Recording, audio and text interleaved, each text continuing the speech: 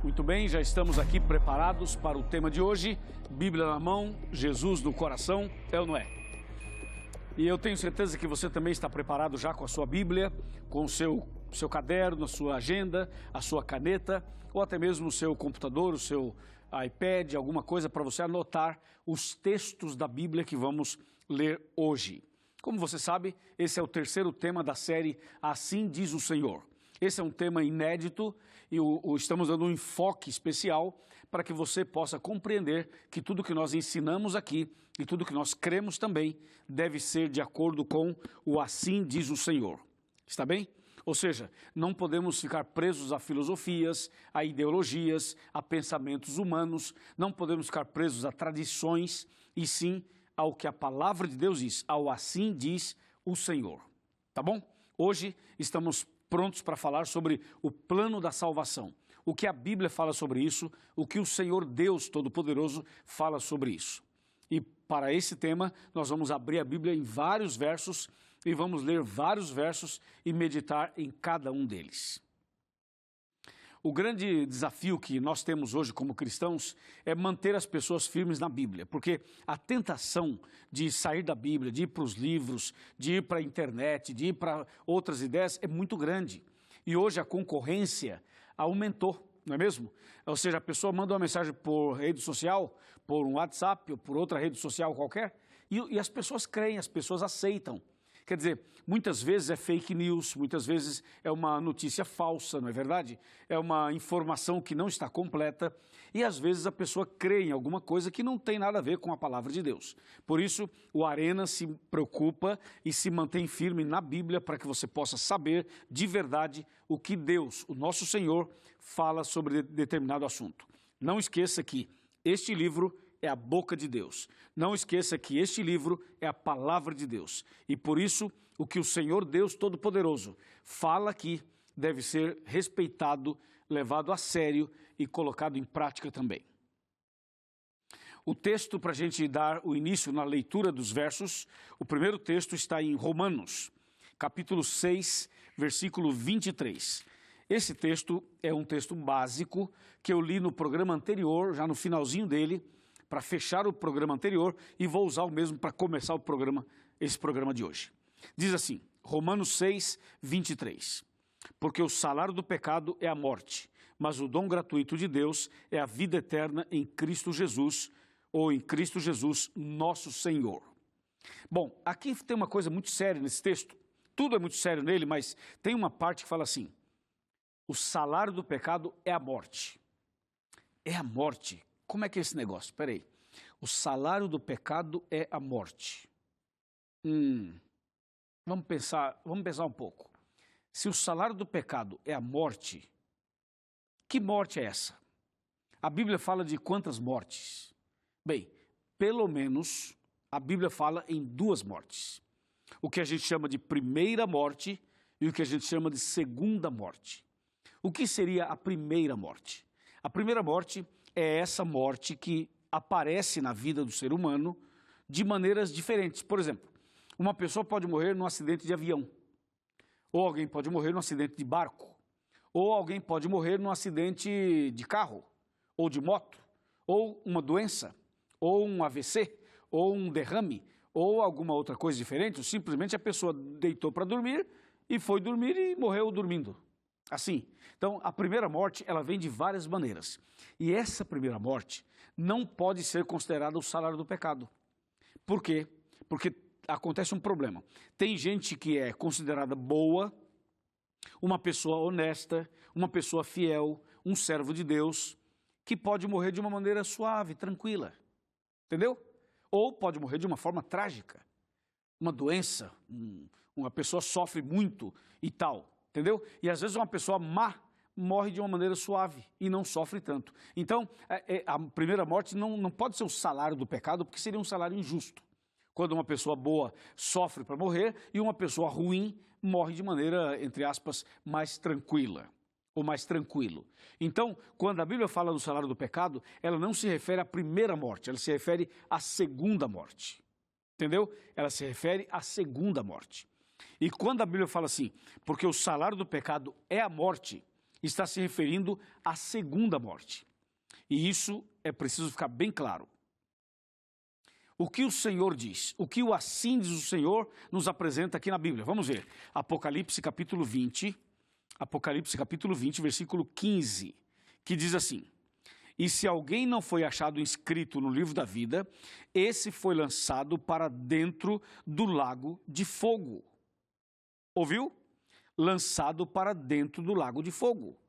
Esse lago de fogo é a segunda morte. Essa é a segunda morte. Então, a segunda morte será de uma maneira só. E quem vai passar pela segunda morte?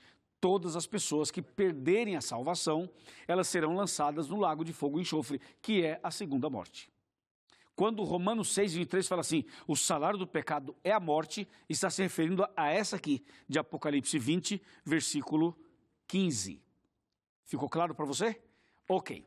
Então agora vem uma outra pergunta para a gente entender o que diz a Bíblia. Quando Jesus morreu na cruz, ele nos livrou da primeira morte ou da segunda morte? Essa é uma boa pergunta, não é? O que diz a Bíblia? O que o Senhor diz na sua palavra? É o que nós vamos mostrar agora. Na palavra de Deus, nós encontramos um texto que nos ajuda a entender isso daí. Quando Jesus morreu na cruz, ele nos livrou da primeira ou da segunda morte? Diz aqui, João capítulo 11, versos 25 e 26.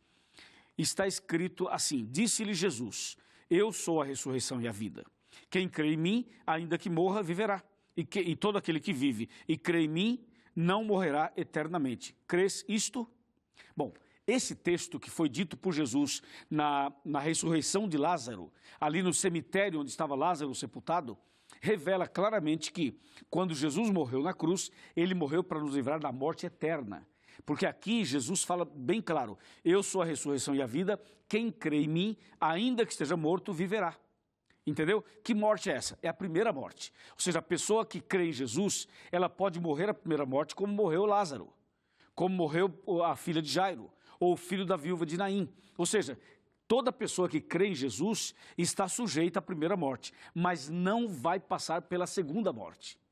Estará livre da segunda. Então, Jesus, quando morreu na cruz, ele nos livrou, ele garantiu a nós a vida eterna, nos livrando assim da morte eterna. Entendeu? Amém? Amém. Bem, a palavra de Deus continua falando sobre o plano da salvação. Entenda que salvação aqui é preciso ser analisado ou analisada em 3 tempos. A Bíblia fala da salvação no passado, da salvação no presente e da salvação no futuro. Jesus nos salvou no passado, lá na cruz, Jesus nos salva todos os dias e Jesus nos salvará naquele dia, quando ele voltar nas nuvens dos céus. Por isso é importante entender. Existe um grupo de pessoas evangélicas e essas pessoas dizem assim, uma vez salvo, para sempre salvo. Essa frase, ela não está totalmente de acordo com a Bíblia. Ela tem um problema, porque quando você fala uma vez salvo, para sempre salvo, tem que pôr uma vírgula e colocar assim, enquanto se permanece salvo. Entendeu? Por exemplo, Judas Iscariotes. Judas Iscariotes não era um seguidor de Jesus? Não fazia parte dos 12? Fazia, né? Só que eu pergunto, o que aconteceu com Judas? Ele traiu Jesus, vendeu Jesus por 30 moedas, foi lá e se enforcou, perdeu a salvação. Então, como é que pode ser uma vez salvo, para sempre salvo? Ele não andava com Jesus? Ele não era um seguidor de Jesus? Era, no entanto, estava perdido. Entendeu? Outra coisa, e a dracma perdida? A dracma perdida da parábola de Lucas 15, onde é que ela estava perdida? Você lembra? Dentro de casa. A dracma estava perdida dentro de casa. Então é possível estar dentro de casa, isto é, dentro da igreja, e estar perdido. É possível estar na casa de Deus e longe de Deus. É possível estar com a Bíblia na mão e longe da palavra de Deus. É possível estar com um pé na igreja ou dentro da igreja e totalmente perdido. Então, a salvação, ela não é assim, uma vez salvo, para sempre salvo. Não, senhor. A pessoa pode ter sido salva no passado, porque aceitou Jesus, mas se ela não permanecer salva, se ela não continuar com Jesus em comunhão, ela não será salva. Porque a salvação é um processo diário de comunhão, de oração, de leitura da Bíblia, entendeu? De relacionamento, confessando os pecados todos os dias, buscando a Deus todo dia. É um processo, é o passado, o presente e o futuro. Entendeu?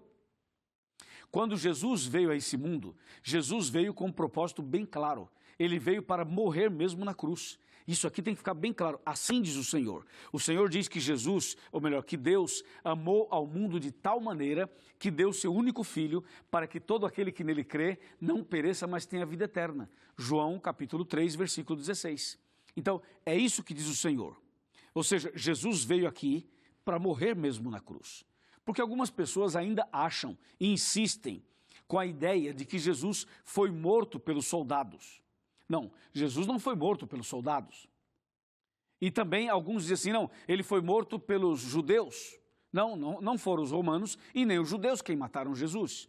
E nem Satanás, porque algumas pessoas dizem assim, foi Satanás que matou Jesus. Também não.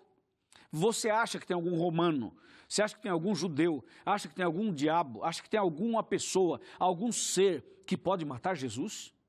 Não, meu amigo, ninguém pode fazer isso. Ninguém tem poder para matar Jesus. Isso é impossível. E se Jesus quisesse, ele levantaria assim, só o dedo assim, ó, só assim, ó, e mataria todo mundo. Ou então ele faria assim, ó, dava um sopro e pronto, fulminaria todo mundo. Jesus não morreu porque alguém o matou. Jesus morreu porque ele veio a essa terra com esse propósito. O propósito dele era salvar o ser humano, era salvar a mim e salvar a você. E a única maneira de nos salvar era ele morrendo em nosso lugar. Entendeu? Você lembra do programa anterior, quando eu explicava ali sobre a origem do mal, e eu mostrava para você que quando Adão e Eva pecaram, e Deus encontrou-se com eles, e o diabo ficou de olho, lembra dessa explicação? Vamos resgatar um pouquinho. Aí o diabo chegou e ficou assim só na esquina, né? Só de canto, olhando e observando, para ver o que Deus iria fazer.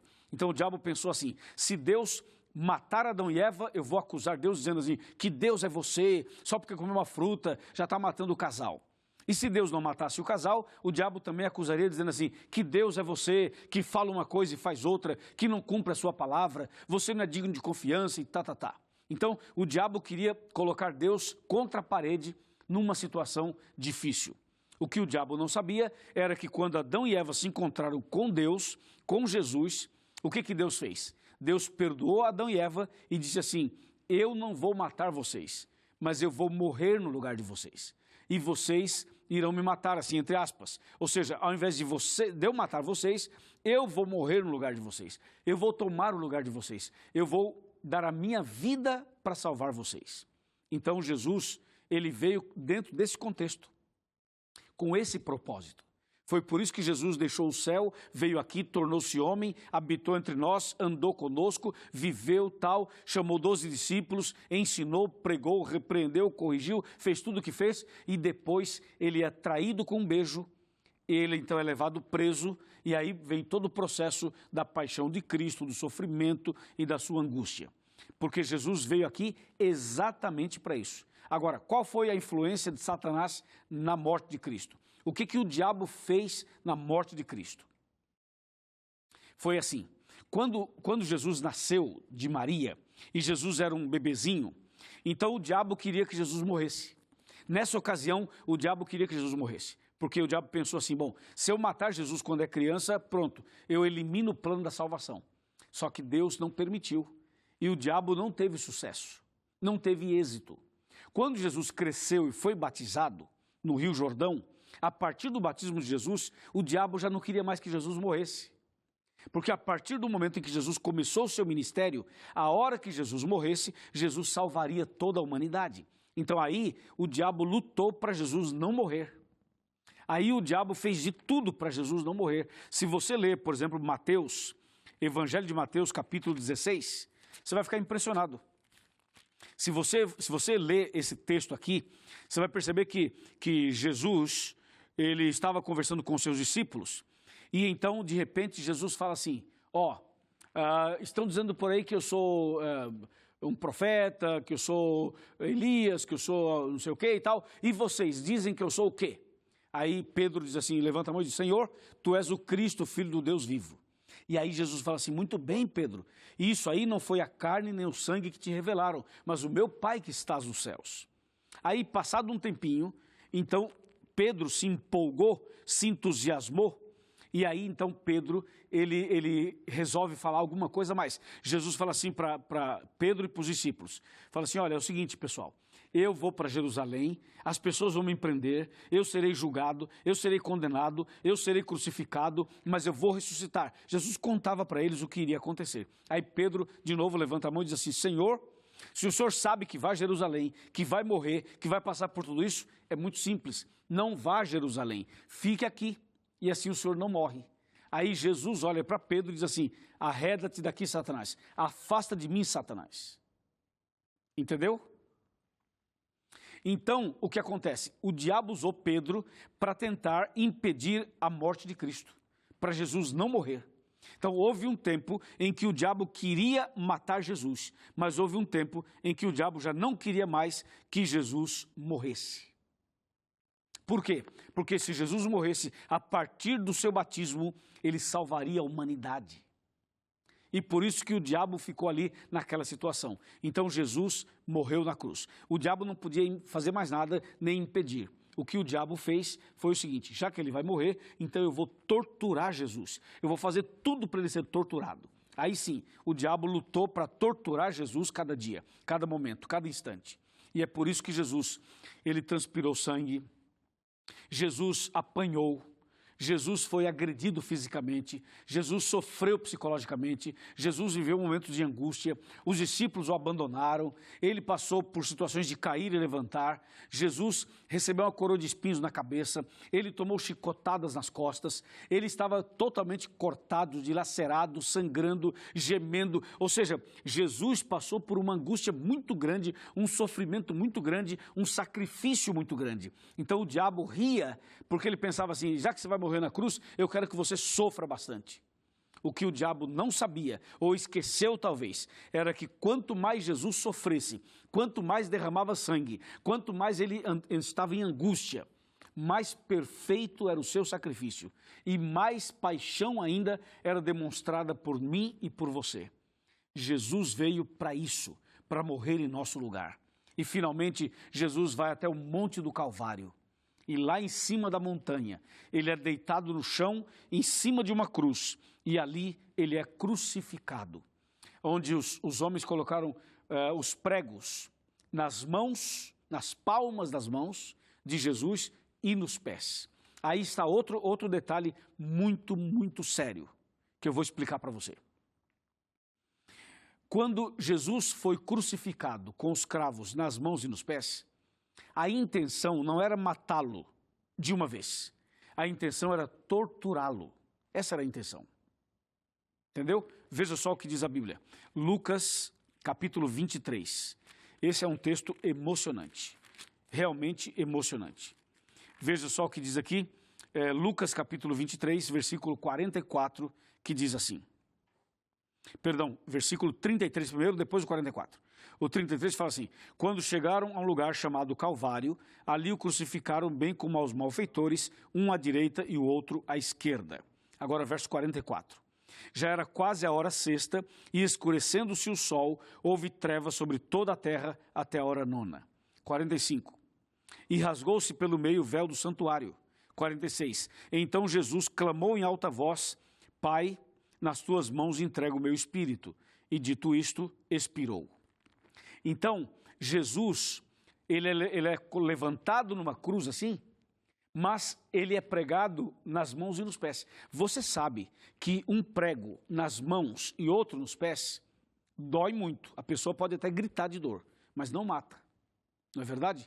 Por quê? Porque as mãos e os pés não são pontos vitais. Logo, não é suficiente para matar. Inclusive, alguém pode cortar até o braço, como já aconteceu em fábricas, em acidente. Tem gente que não tem um braço, não tem uma perna e vive. Então, pregar as mãos e pregar os pés não são pontos vitais. A ideia não era matar Jesus de uma vez. A ideia era que Jesus ficasse pendurado na cruz, vivo, gemendo, sofrendo.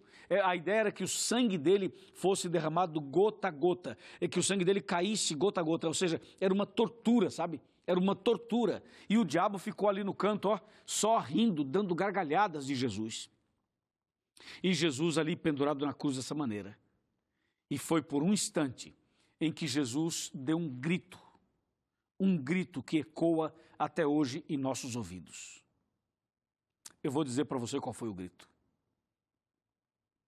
Jesus disse assim, no momento em que estava crucificado. Ele pronunciou várias frases, e uma das frases foi um grito. O grito foi mais ou menos assim, Eli, Eli, lema sabachthani. Mas ele deu um grito, assim, uma coisa que vem de dentro do coração. Eli, Eli, lema sabachthani. Essa frase de Jesus significa, Deus meu, por que me desamparaste? Veja, Jesus sentiu isso, mas o Pai não o desamparou. Deus nunca desamparou Jesus e Deus não desampara nenhum de nós, entende? Mas a Bíblia diz que o pecado faz separação entre nós e o nosso Deus. O pecado realmente nos separa. Jesus, naquele momento, estava levando sobre si os nossos pecados. Ele estava passando e substituindo a você e a mim. E por um instante, Jesus sentiu essa dor da separação. Foi quando o Pai, que olhava para a cruz, que olhava para o sacrifício de Jesus, foi quando o Pai desvia os seus olhos para não ver mais o sofrimento de Jesus. E essa hora, Jesus dá aquele grito, Eli, Eli, lema sabachthani. Bem, para você entender um pouquinho mais sobre o que o Senhor fala a respeito do plano da salvação, eu quero convidar você a vir aqui. Vem aqui, vamos sentar no sofá, vamos sentar na poltrona e vamos conversar um pouquinho mais sobre isso, tá bem? Então eu quero convidar você agora a se levantar de onde você está e vir aqui à frente. Venha até aqui à frente. Aproxime-se da televisão, do rádio, da internet, do seu computador. Venha um pouquinho mais perto. Chega mais perto, tá bom? Se você está numa cadeira, pega a cadeira, põe pertinho da televisão. Se você está no sofá, dá uma ajustada aí, aproxima da televisão, aumenta o volume, olha bem no meu rosto, olha bem nos meus olhos, para eu te falar sobre esse assunto. Eu fico impressionado, sabe? Cada vez que eu medito no sacrifício de Cristo, eu fico impressionado. Até porque eu já fui à Terra Santa 2 vezes. E eu sei os lugares por onde Jesus passou. E a Bíblia nos mostra o que realmente aconteceu. Mas Jesus foi sem abrir a boca. Jesus não reclamou. Jesus não criticou. Jesus não virou as costas. O profeta Isaías, no capítulo 53, ele usa algumas palavras muito fortes. Quando ele fala assim, 53, versículo 4. Certamente ele tomou sobre si as nossas enfermidades e as nossas dores levou sobre si. E nós o reputávamos por aflito, ferido de Deus e oprimido. O verso 7 fala assim, ele foi oprimido e humilhado, mas não abriu a sua boca.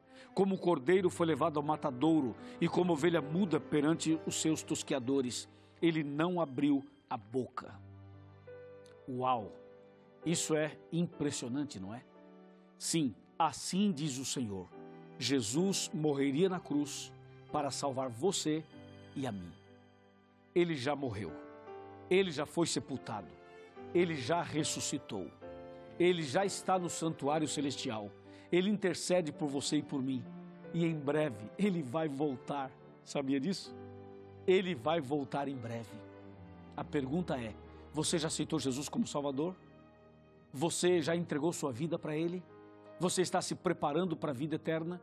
Está se preparando para a volta de Jesus? Meu amigo e minha amiga, hoje é um chamado especial para você. Abra o seu coração, entregue a sua vida para Ele.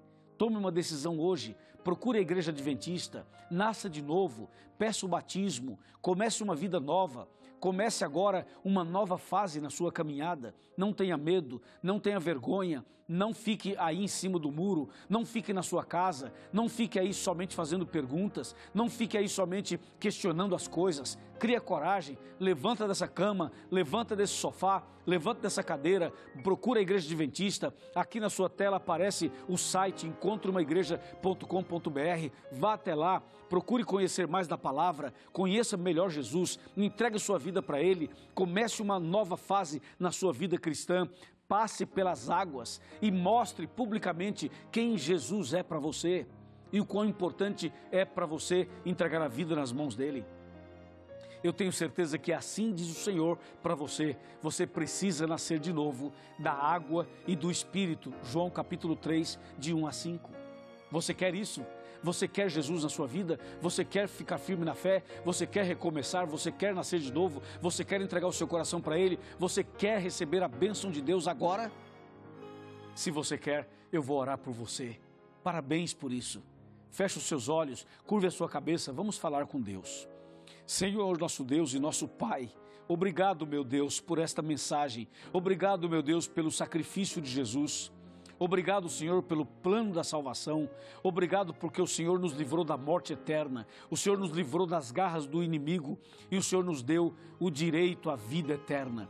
Ó Senhor, este homem, esta mulher, este jovem está tomando uma decisão agora e eu entrego essa pessoa nas tuas mãos.